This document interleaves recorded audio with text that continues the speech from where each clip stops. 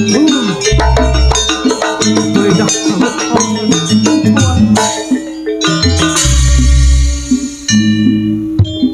Dewi Sirang Jaya Kusuma.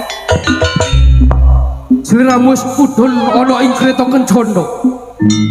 Mula sing dadi wiganti Sirang. Sing dadi wiganti napa Jaya Kusuma?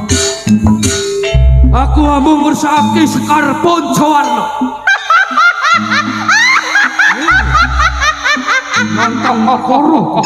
Sliramu ngersake Sekar Pancawarna. Ora luput. Iki sing dadi agemanku Sekar Pancawarna.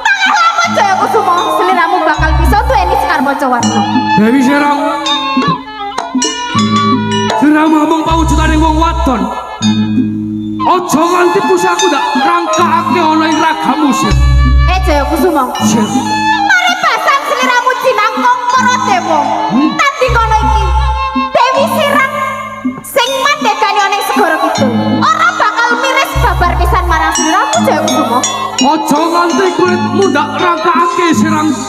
Sekar Pancawarna karo kawan Jaya Kusuma. Ayo ceklan Jaya Kusuma. Jaya Kusuma. Dewi Sirang.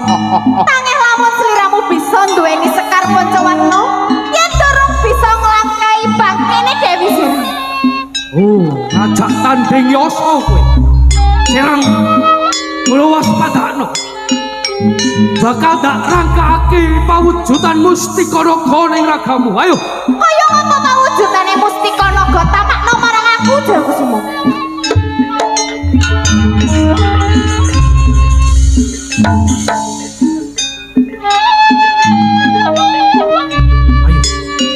Waspada. Tampanono pawujudan Mustika Naga, Sirang. Sirang.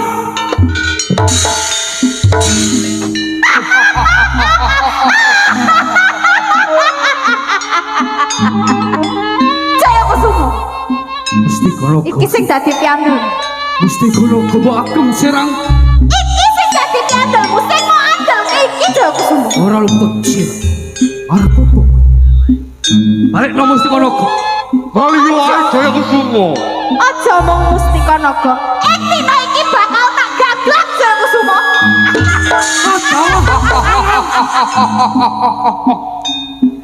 Mustika Naga mbok gagak kala mangsa. Ora mung Mustika Naga Sirang. Aku sing ora pusaka. Sapa maneh? Pawujudan pedhanginten peparinging Eyang Sukmajati. Jaya Kusuma. Sirang